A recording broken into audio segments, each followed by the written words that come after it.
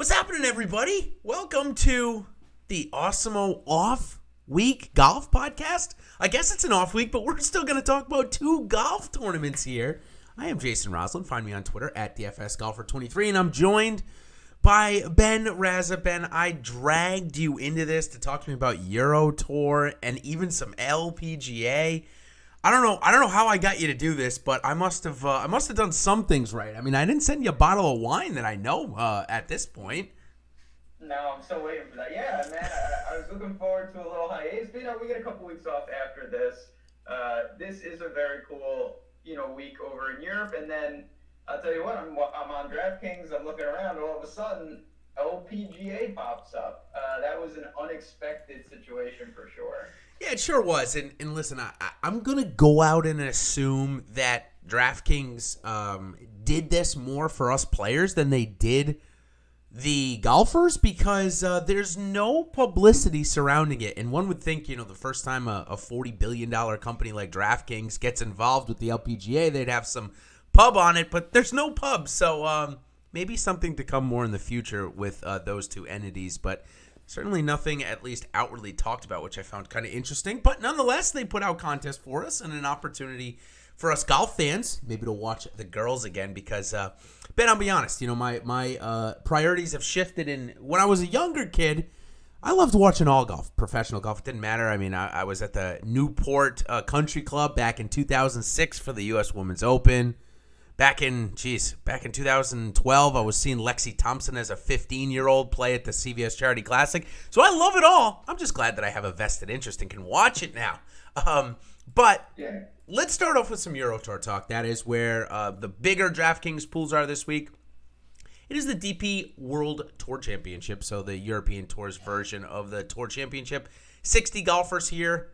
It was the top 60, but they had to go past that, I think, because a lot of people didn't want to play, like Jon Rahm. Yeah. But we've been following this course for a couple of years. It's a nice desert track, right? It is, yeah. I mean, this is one kind of a staple of their end of the year.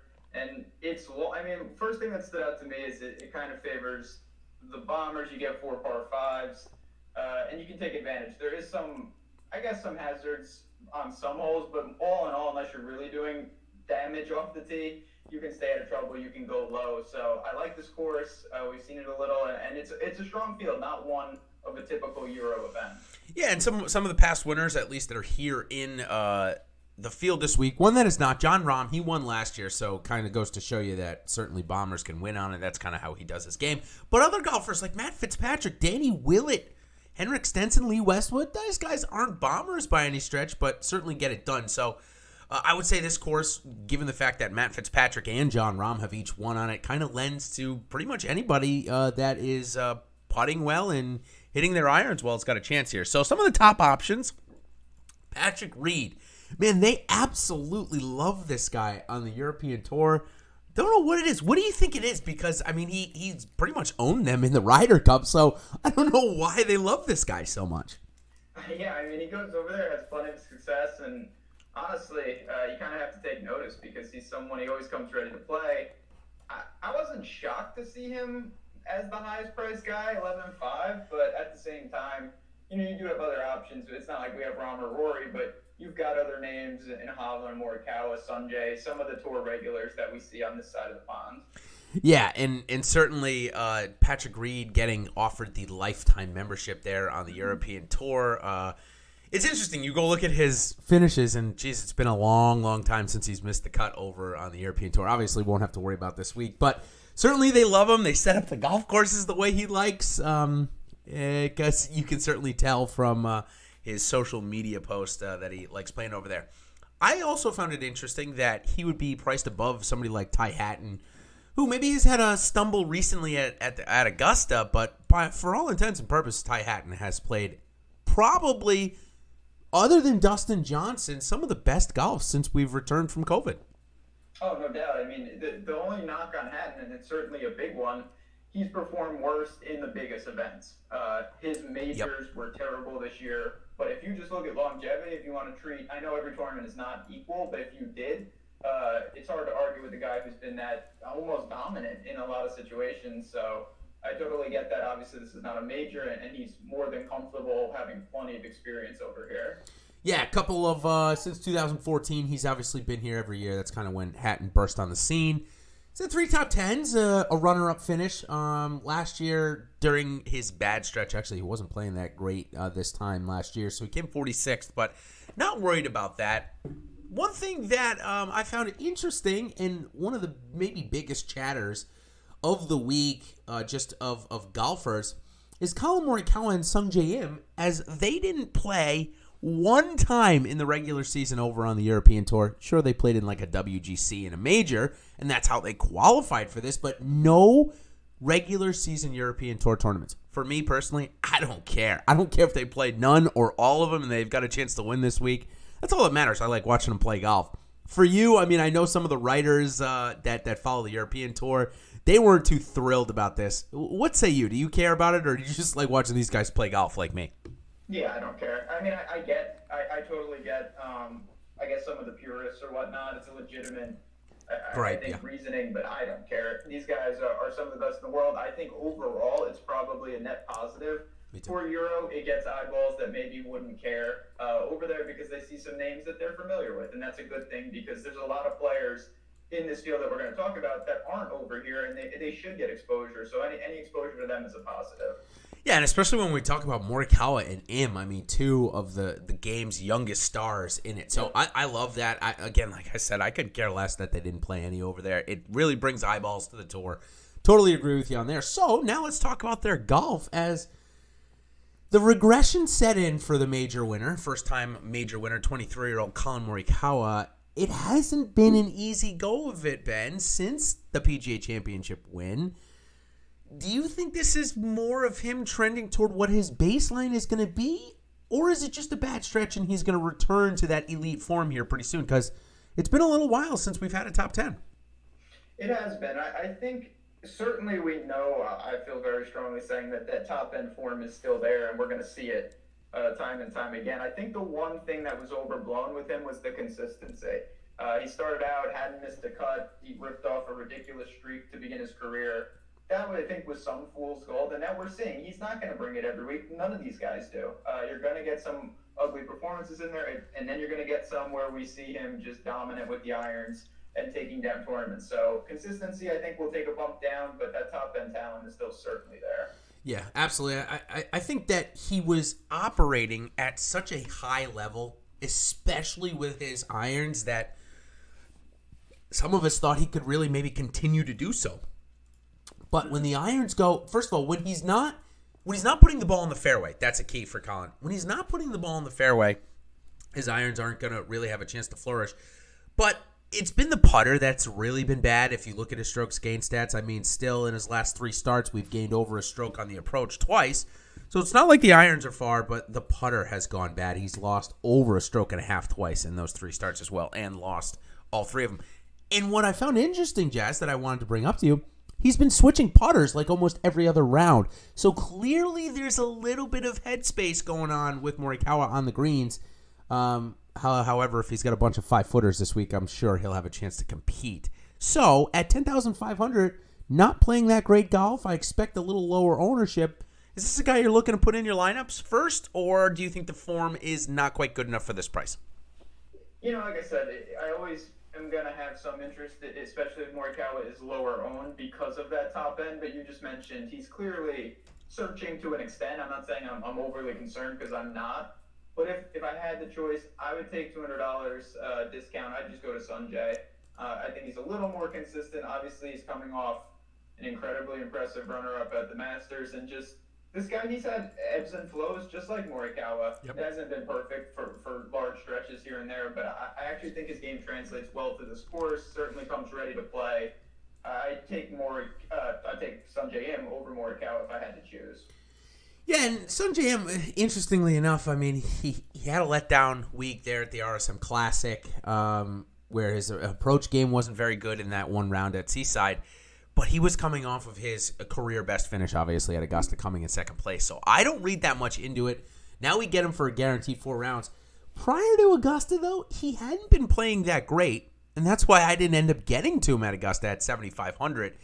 So I think for me, it's going to be, maybe a little tougher for me to click that name, given the fact that we've got two guys that are coming off of wins. One of them is coming off of back-to-back wins, priced a little bit cheaper than Sungjae Im, and it's Viktor Hovland and Christian Bezuidenhout. Now, granted, Bezuidenhout has been playing against maybe not the strongest fields, but still pretty good fields for Euro Tour. What do you make of this guy? I mean, sure, we know he's probably one of the best putters in the world, but his approach game has been fire. And when you're one of the best putters in the world and your approach game is trending towards being one of the best, you're going to have a chance to win every golf tournament. So, do you think Bezzy can keep it going? And do you think Hovland's long track over to Dubai sets him back a little bit? Yeah, it's always tricky with, guys coming off a win, going across, obviously, to a different type of venue. But Hovland... And he just got there yesterday, too, I think. He hasn't been there a while. Yeah, it's not a great situation, but then at the other side, I do think that Hovland's game translates well to this course. Perfectly. He can be aggressive. Yep.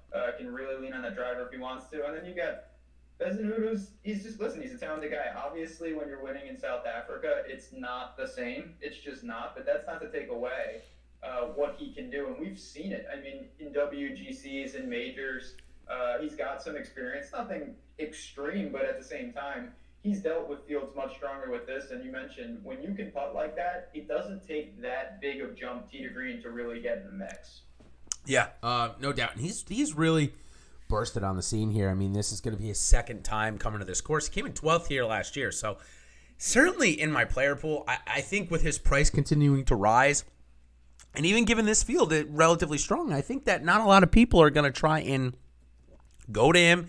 He's been pretty low owned as one of the top top priced guys the last couple of weeks. So definitely don't mind Bezzy here. I think he's a really nice pivot off of Sungjae Im, who I do expect most people to click over him, and I think that does make sense.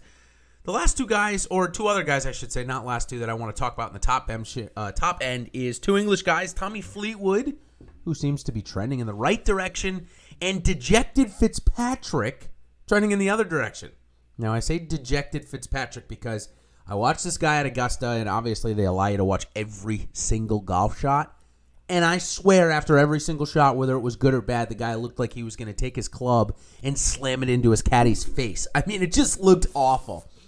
That translated into a missed cut at the RSM Classic, where, again, he looked terrible. So, former winner here with pretty good course history, are you going to jump back into Fitzpatrick, or are you going to fade him like I am?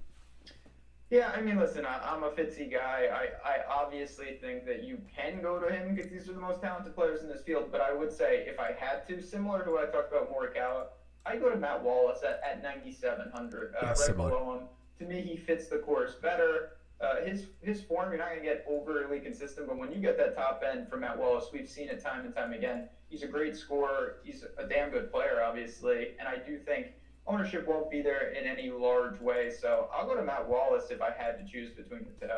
Yeah, a little great call there on Wallace. As he's coming off a second place last week in Dubai, and the start before that at the RSM Classic where he came 37th, he actually had the first round lead, so it's not like this guy's form is far off at all. I mean, he's very, very close. So I agree. Definitely would rather go to the other Matt.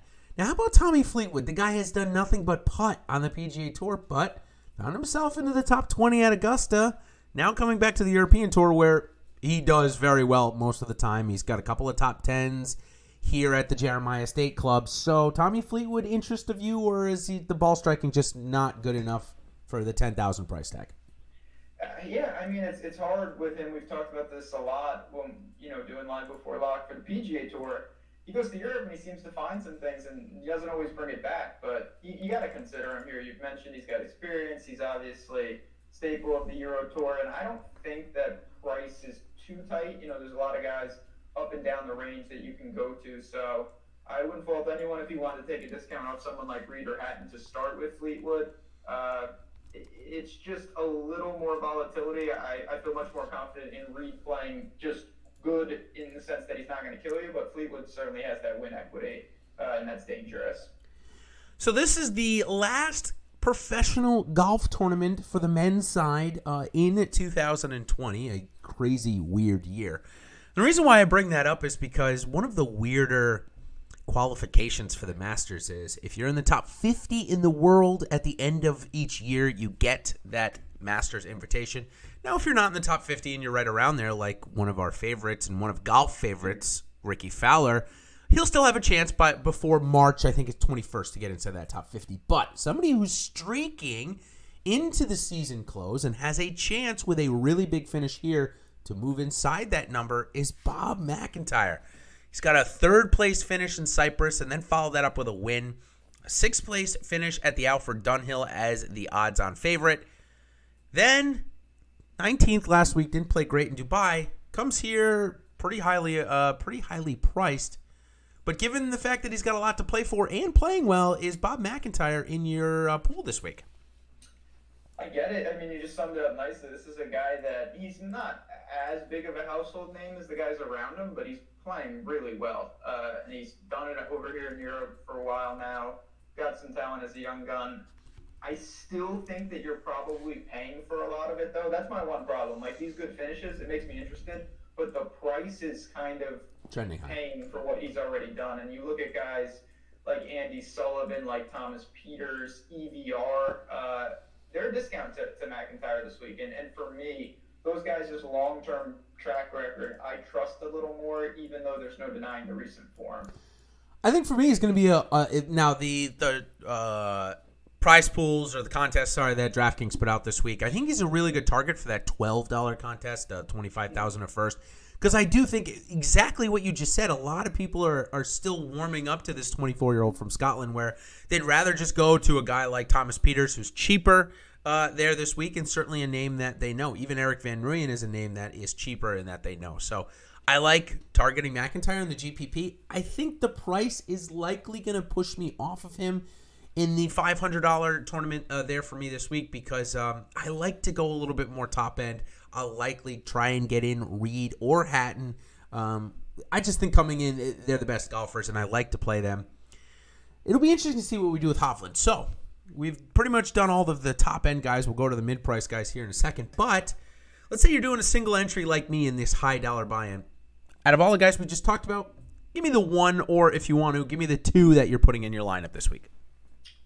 So for me, I think that, honestly, Matt Wallace is someone I'm very confident plays well here. He's the nice thing about him, he fits a lot of different builds. You could start with him in theory and go very balanced. Yep. You also could use Reed or Hatton on top of him, and then you've got a nice 1-2 punch. So it's really, for me, going to be about structuring. How do I want to start? Similar to what we do every week. Do we want to double up north of 10K? Do we want to start in the 9s? You have options here, and I think guys like Matt Wallace, Sanjay, and then up top with the big-time names are all places that I could comfortably start. Yeah, I think that's a great point. I think Matt Wallace is not only a good against a grain option. I don't see his ownership getting north of 15%, maybe 20%. Again, ownership is a little hard to predict here, so that's why we don't even put it out. We just don't have enough data to comfortably say, here's what somebody will be owned. Okay, so in the midsection, this will be maybe the second or third guys in the lineup. We got guys like Thomas Peters, Eric Van Rooyen. Let's spend a second on him. The guy withdrew from the Masters. Haven't seen him since. Does that take you off of him for me? I mean, it was a back injury, so I think that there's plenty of more options. And the only way you get hurt in no cuts is if you have a guy withdraw. So I'm not playing Van Rooyen this week, even given how good his talent is. I might not be the only one doing that, though. Yeah, so that's the thing. I think if you're talking about a single entry and it's higher stakes, I think it's kind of unnecessary to play EVR. You're just incurring too much risk. Yep. But if you're talking about trying to separate in a large field tournament, if he is okay, I think you're going to get a discount in ownership because of the unknown, and that's always enticing. So it's a risk reward. You could absolutely be burned if he's hurt or if he withdraws, but at the same time, there is an other side of that if you want to roll the dice. Couple of guys that will challenge Ricky Fowler as some of the most volatile golfers on earth, but they're not going to catch him. But certainly, this name, Danny Willett, and a guy that's not here this week that typically would be, but has been focusing his time on the PGA Tour, is Alex Noren. But Alex Noren, Danny Willett, and Ricky Fowler, three of the most volatile golfers right now. Danny is in this field this week with 3 top 5s here at the Jeremiah Club Estates in the last 5 years. So how about Danny Willett this week? Is he interest, or is the game a little too volatile for you? Again, I mean, you're always going to have some interest in guys that have that ability to just flip a switch. And Danny Willett has shown that. The problem is there's, to me, almost no way to predict what you're going to get. So he would have to fit a specific build where I'm, really confident in the other five. I think that they have good floors, and I'm looking for some just pure upside. Other than that, to me, there's just too many other guys as we work down that are more reasonable targets, and I would hate to play Willett, and you just get one of those weeks where he's just not interested or not playing well, and it completely derails what could have been a good lineup. For sure. Henrik Stenson, the last bit of golf, missed cut, 21st, missed cut, withdraw, which was a missed cut, another missed cut, and finally a 23rd place there a couple of weeks ago. Just dreadful, but he's got a couple of wins here and a couple of other top 10s in the last 5 or 6 years. So do we go with course history, or in a no cut, is it just too risky to play Henrik Stenson right now, a guy who we know is not in form? Yeah, I think for me, again, there's too many other options, and Stenson, of course, on long-term name recognition, he always piques your interest, but the more you dig in, if you were just backing these guys blindly off stats and you couldn't see their names, he would be one of the first people you cross off in this range. So for me, I would rather go to Detry, Aaron Rai is down there, and then there's plenty of guys in the mid-sevens that you can structure with.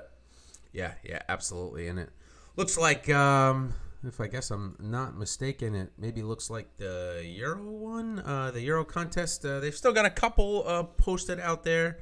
Looks like they just had to put a secondary for the approach shot. Looks like maybe they undergave us, they undershot the expectation for this week, which I guess doesn't surprise me, honestly, Ben. They put out a $50K for the South African Open a couple of weeks ago. Not the Alfred Dunhill, and it almost filled, and here we are Wednesday morning, and they had to put out some secondary. So that's good. It means that there is a lot of at least energy going into this week. So a couple of the mid-price guys that I think will find some lineups this week, I'll go rapid fire through them, and then you can tell me if you like any of them, or you can tell me if you'd rather go somewhere else. So Tom Lewis, who had a very weird week last week, and I was also included in this weird week where he got a positive COVID test basically the morning of tee times. DraftKings didn't update their player pool, and I continued to play him. It was only put out somewhere on the tournament feed that he had to withdraw, but he's back in the field this week because it was a false positive, so he's playing. Other guys like Ramon Lengoski, who also tested positive, is not playing this week. DraftKings did update the player pool already this week. I must have complained enough for them to get it done. So is Tom Lewis back in your player pool this week? 2 top 10s here and his only 2 starts. Yeah, I mean, Tom Lewis is the ultimate boom-bust player. Sure is. We saw him, I always reference what he did on the Corn. He came in and secured some status because of a Corn Ferry win with no form.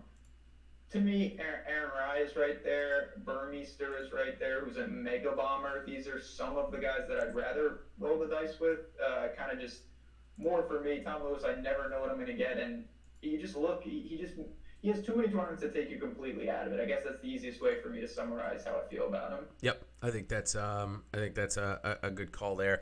Again, if you're playing in that $12, it's now $5K to first. The first one, if you got your contest in, it was $25K to first. A good spot for that. For the $500 that I'm looking, not so much for me. I would rather go to a guy that is playing in good form, who has totally bursted on the scene in the last 2 months. I'm being truthful. I had never heard of this guy before this last 3 or 4 weeks, but I'm definitely paying attention now. The 20-year-old from South Africa, Wilco Nienaber. Talk about bomber. He is the absolute Cameron Champ of the European Tour. So many parallels between these two guys. I like him in a no-cut. The same reason why I play Cameron Champ in a no-cut is the same reason why I'm going to play this guy. So are you joining me with this guy, Nienaber, or is he a little too expensive for you? I do think he's a little too expensive, but at the same time, I think, just like Cameron Champ, I think price is somewhat irrelevant because when they get going, they're going to outscore. And when you're buying for that. And when they play bad, it doesn't matter if he's 8K or 7K. You're going to be in big trouble. So his abilities off the tee put him firmly in play. I will say there is another, I just referenced him. Dean Burmeister, who's a fellow South African, is also a mega bomber. And he has abilities to rack up the birdies as well. $400 cheaper. You have options, but I like that player profile for what we're doing here. Yeah, agreed. there as well. I think Burmester does set up nicely. Another one in this range of a guy that actually, a Spaniard that lives in Dubai here, is Adri Arnaud. He is a guy that is very volatile as well. When he has a good finish, he kind of regresses and then goes back to it. So, has one start here, a home course. I think he's a pretty good price here in this mid-range.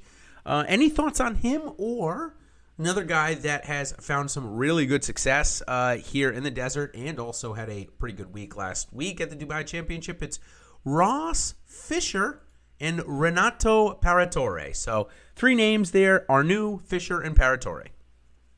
Yeah, again, I think this is where, depending on how you build, you may need a couple guys in this range, and you're going to have options. We just mentioned a couple.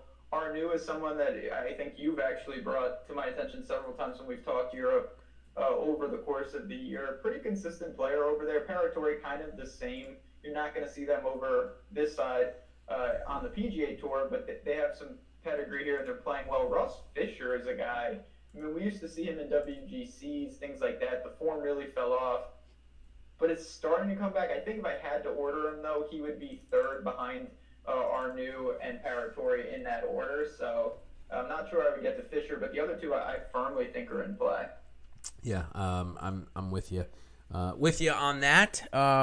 As we move down the list here, actually, I'm going to go back up for a second just because there's a guy that has not been putting well, but right out of the COVID break, this guy was the hottest golfer on the planet, possibly, or second hottest golfer.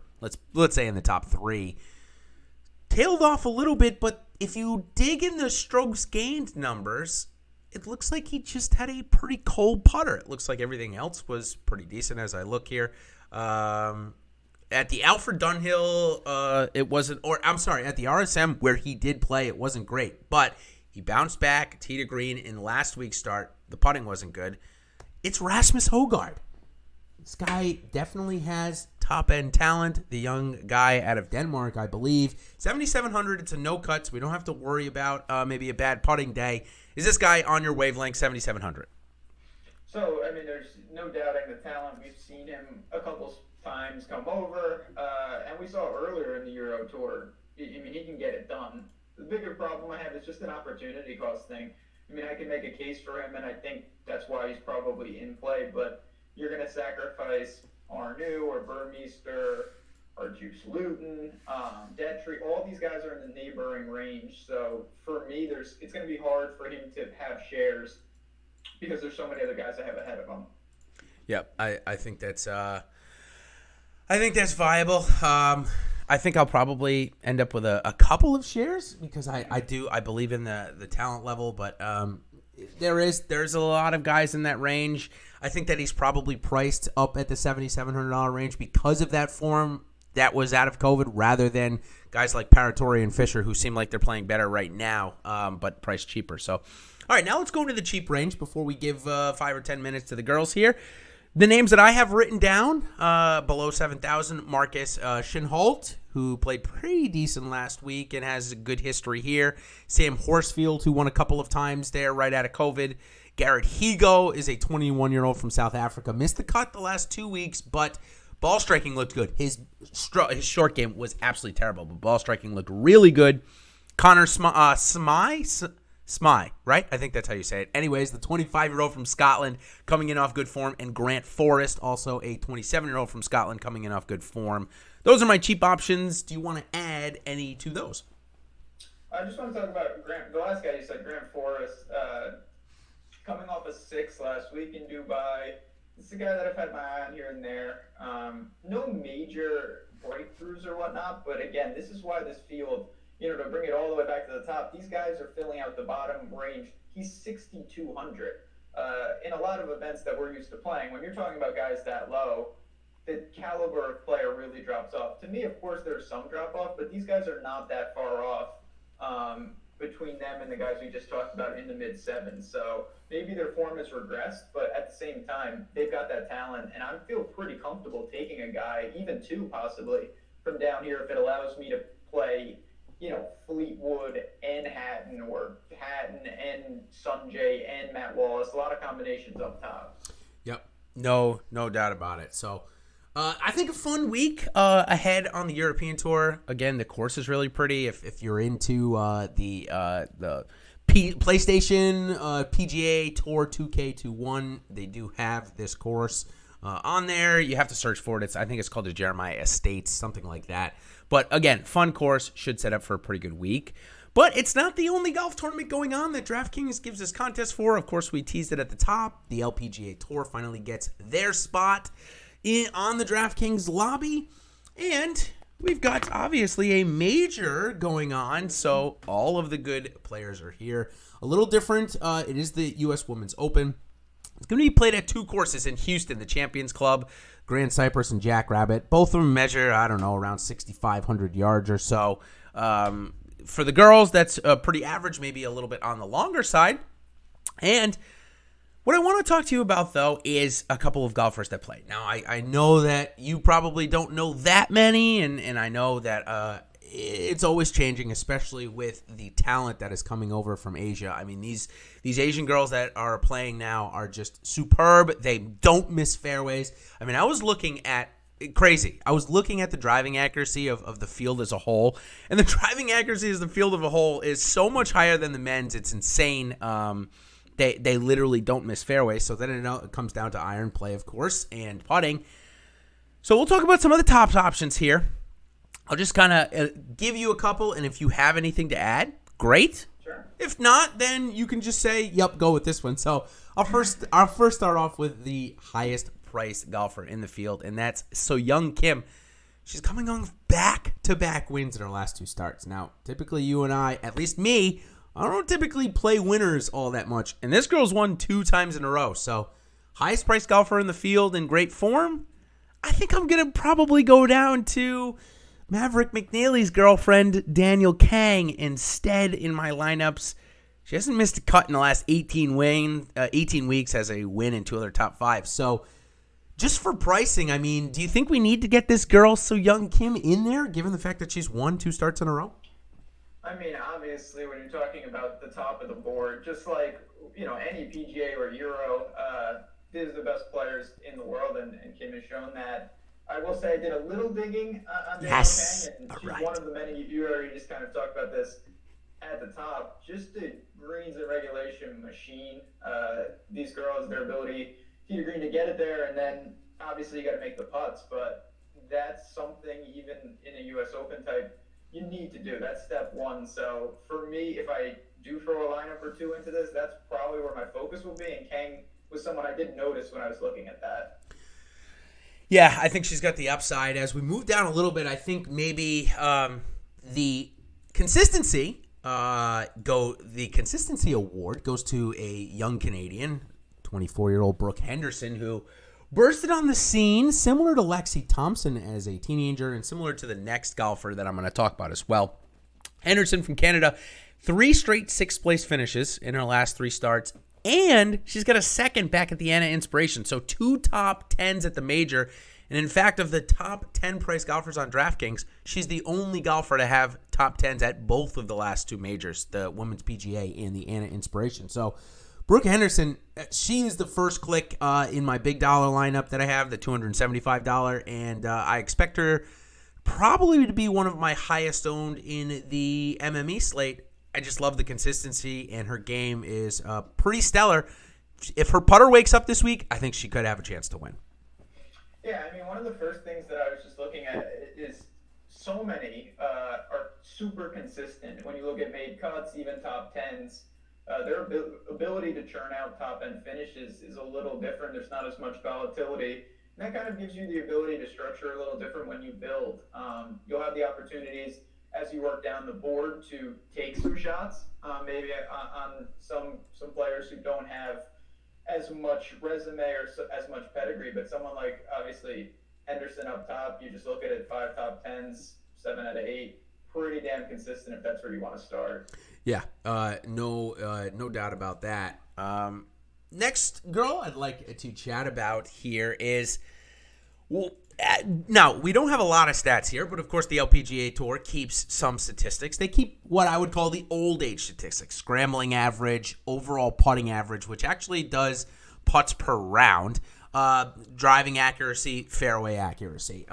Greens and regulation. So Lydia Ko is what I would call the Denny McCarthy, Jordan Spieth of the LPGA Tour. She's last in driving accuracy and greens and regulation in terms of the top-priced golfers on DraftKings, but she's the best putter, and she's in pretty good form.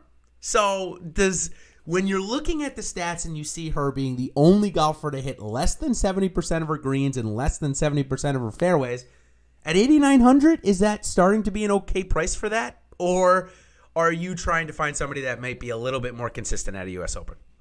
So anytime you can do something at an elite level that it stands out, I always have interest. We talk about that every week, where it's like, if you're working down the board, I would rather have a golfer that does one part of their game to like a world-class level than someone who's just somewhat average across the board, because they have the ability to lean on that part of the game. And we talk about someone like Ko, she could just go nuts with the putter. She could go nuts with the short game, and that could give her the ability. Whereas someone who's just kind of average tee to green and average putter, it takes an outlier performance somewhere, even though they don't have a glaring weakness. To me, that doesn't give us much volatility, and that's what we're trying to embrace in large field tournaments. Sure is. A couple more top-end options. Lexi Thompson, I mentioned at the top that, when she was 15 or 16, I saw this girl play, and she has immense talent, but since her U.S. Open faux win last year, where she really did win, in my opinion, that was that phantom penalty call. I feel like it's happened to her a couple of times, if I'm not mistaken, in this tournament alone. Crazy. 9,100, and she's using Bryson DeChambeau's caddy this week. They have the same manager. They're both sponsored by Puma, so they must do a lot of work together. I believe that they're pretty good friends from what it looks like. So she's using DeChambeau's caddy, who obviously just helped him win a U.S. Open. So will that be the spark that Lexi needs? I'm sure this is probably a name that before this week you knew. Yeah, I mean, again, obviously I'd be lying if I said I was super familiar with some of these players' games, but just what I've done to try to get up to speed a little bit is just dig into what I can find at just a very basic level, and it's another player who strikes me as very consistent. Making cuts, not going to burn you too much. Reasonable price tag. I don't think, I'm trying to approach it more on a lineup construction level, because that will translate across anything. I don't know if I would start my lineup there, but obviously as a second player in, it makes a lot of sense. Yeah, and if you want to get really aggressive, which I think is going to be a little hard this week, given the fact that we don't have a ton of data to go real low in terms of salary, you're going to probably have to choose whether to go with Henderson and or somebody above Henderson like Kang, and probably either Ko or Thompson. That's the way that I've been building. Tough to get all three. If you want to get all three, though, certainly there are some cheaper options that we'll talk about. Some of the mid-tier options that I like this week: Jennifer Song, Georgia Hall, Jessica Korda. Charlie Hall are four names. Now, I mentioned one there, Jessica Korda. Her sister, Nelly. Nelly is the 22-year-old, the younger of the two, and right now the better golfer of the two. But Nelly had a super weird injury at the last major there, the PGA Championship. She was trying to stretch. It was cold out. She was trying to stretch her back, and I guess she stretched like too far and threw her back into spasms and had to withdraw. She shot one under. Yeah, she shot one under on day one, so she was right in the tournament, but then had to withdraw. So this is her first start since then. She said there's no long-term injury. It was just back spasm. So are you okay playing her, or does that scare you a little bit hearing that information? So what I would say is this, that most people who are going to play this are probably somewhat unfamiliar with a lot of these players, and it's not going to be the same as the appeal to me when Jason Day gets hurt.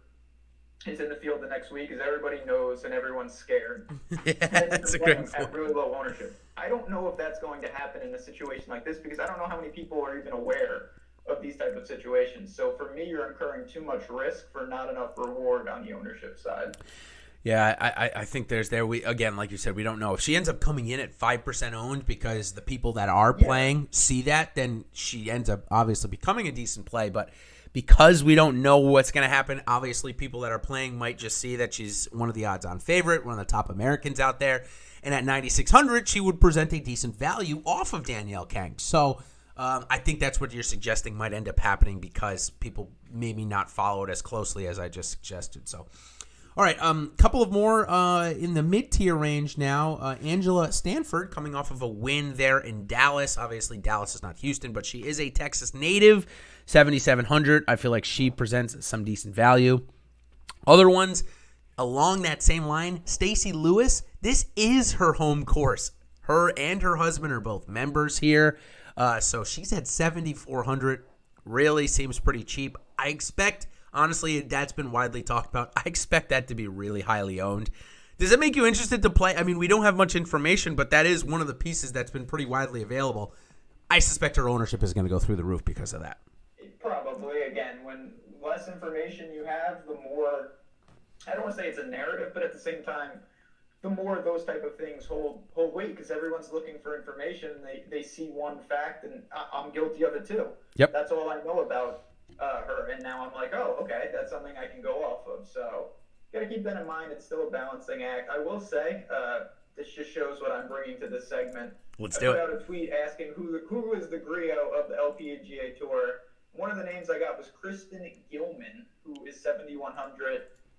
So if you're looking apparently for possible griot, tee to green wizard, maybe not the best putter, that is what I've been told may fit the profile for Gilman. Okay, that's G-I-L. Is that how you spell it? Gillman. Okay, all right. I like it. And did they specify why she's the griot of the tour? I'll go look and see if I can find some stats on her. I've got a couple of things here, so I should be able to find something. This is what we're faced with, of course, when this is our first time following the LPGA Tour, at least pretty intently. So, okay, here we go. Looks like she hits about fairways. She hits about 70% of her fairways, roughly about 67% of her greens. Pretty decent putter, not bad. Yeah, not bad. Pretty good putter. Averages about 29.5 putts per round, which is pretty good.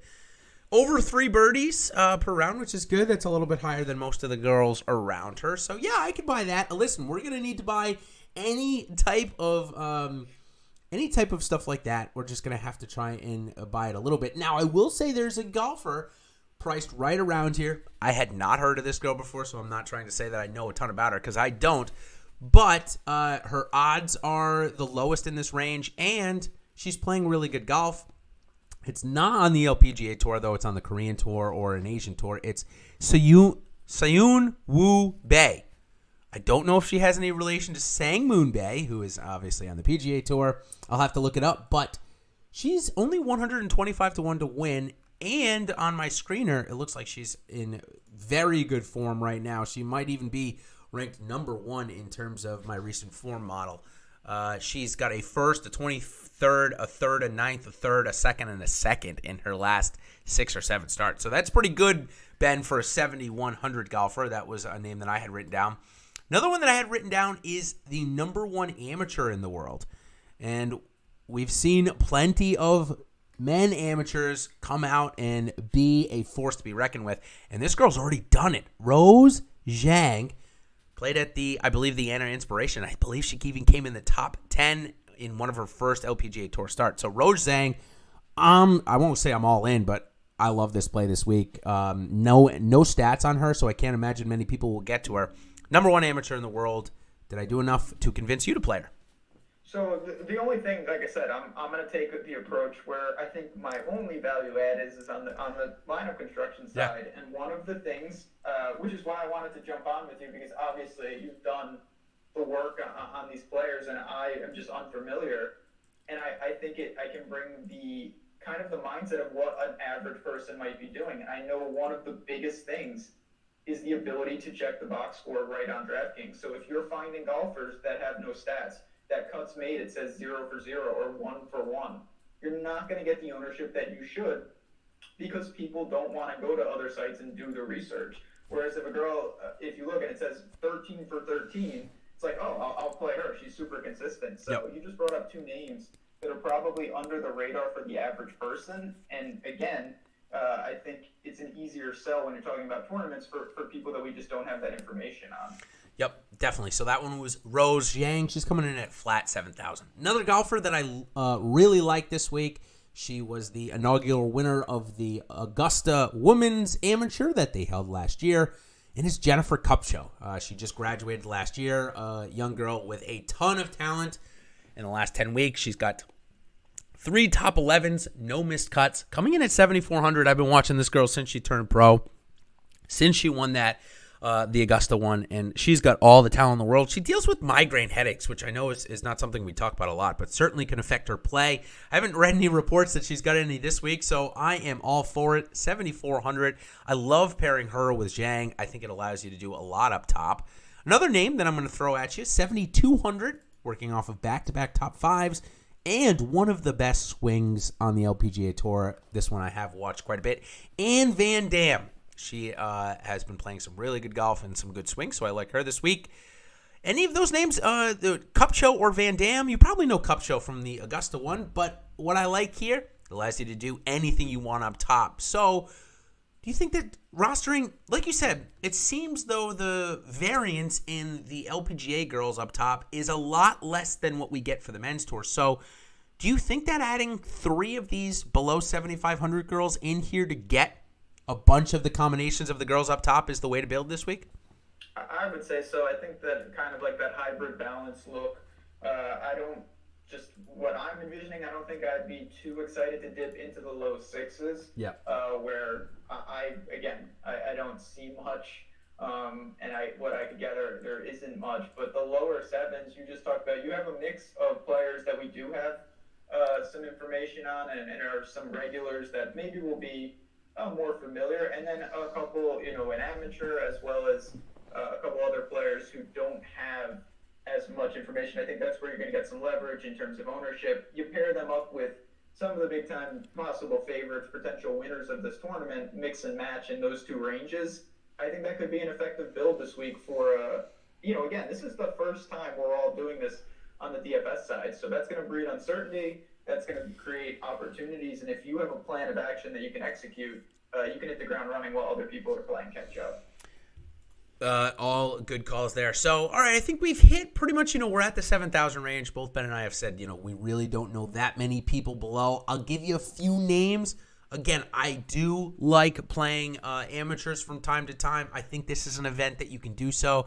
In fact, we saw even on the men's side last year, we had Morikawa at Pebble, for example. These top amateurs, Hovland and Morikawa, both played well. In fact, Hovland led the field strokes gained tee to green that year, which is crazy as an amateur to do so. But a couple of other amateurs in the field. Emilia Migliazzo, I think I'm saying that right. If I'm wrong, I apologize. She's ranked in the top 10. Gabriella Ruffles, who is Ryan Ruffles' sister. I don't know if you know the name Ryan Ruffles. He's been on the Corn Ferry Tour out of Australia. Pretty good talent. We'll see if we get him on the PGA Tour soon. And then the French girl, Pauline Rouslin Bouchard. She's got her first 4 letters of her middle name are the same 4 letters of my last name. So seems like maybe I'll play her in a couple lineups because of that. And the fact that she's ranked 3rd in the world for his amateurs. And then the last name was the girl who came second to Jennifer Kupcho at the Augusta Women's Amateur, Maria Fozzi. She hasn't really transitioned her game yet to the Pro Tour. Her swing is great. She certainly has a ton of talent, but again, a little variability there. She has not found the consistency that Kupcho has had. So she's only 6,600. I'll get her in a couple of lines, but for my big dollar, 275, I'm building pretty balanced. I started with Henderson, but I will definitely throw Fozzi in a couple of GPP lines. So, Ben, we were able to talk for 50 minutes about this stuff, which is pretty darn good. Again, a lot of fun. If you're wanting to sweat the girls' stuff, you're going to get coverage on Peacock almost every day, and then on Golf Channel. So pretty good coverage. I think it averages 8 to 10 hours a day. So if you want to sweat the girls, you can do that. And the Dubai, you're going to get early morning coverage, 6 a.m. to 9 a.m. here on the East Coast if you like to sweat that. So until the first of the year, Ben, when we get back for the Tournament of Champions, which, man, before we go, I would be remiss if I didn't tell you that Tony Finau is going to win the Tournament of Champions without winning an event prior to that. What do you think of that? I think that's a perfect segue to our first of many hot takes for the Live Before Lock show in the new year. But yeah, obviously we get a little break, but a couple just quick announcements. Of course, one, there's still no better time to get involved, join the community. All the other sports, NBA is about to start, NFL, I'm doing college sports, MMA is still rolling along, and golf will be back literally in a couple weeks. So find a package that works for you from weekly to monthly to annually, and then obviously keep an eye out. We're going to do some big things, some exciting things at the beginning of the PGA season. So this was fun to get into as a little send-off, take a little vacation around Christmas in the golf world, but we will be back soon enough. Yeah, we sure will. And of course, if you guys like the hot takes, which Ben and I have so much fun on our Wednesday night show, I'll be doing a little 2021 pre-review, which I do every single year, where I give you some stats from the previous year. I've got a lot more data than I have in the years past, so I'm actually looking forward to doing a little bit of a series. So I need to keep my mind fresh. Listen, I can't be a master gardener at just that for the next 3 weeks, Ben, so I'm going to need something to do. I'll come out with at least one article per week to kind of preview what the year in the past has given us. So until then, everybody, thanks so much for coming by. Good luck this week at the DP World Tour Championships and the LPGA US Women's Open. We will see you guys back for the Tournament of Champions in just a short few weeks. And until then, everybody, good luck, and we'll see you on the other side. Cheers.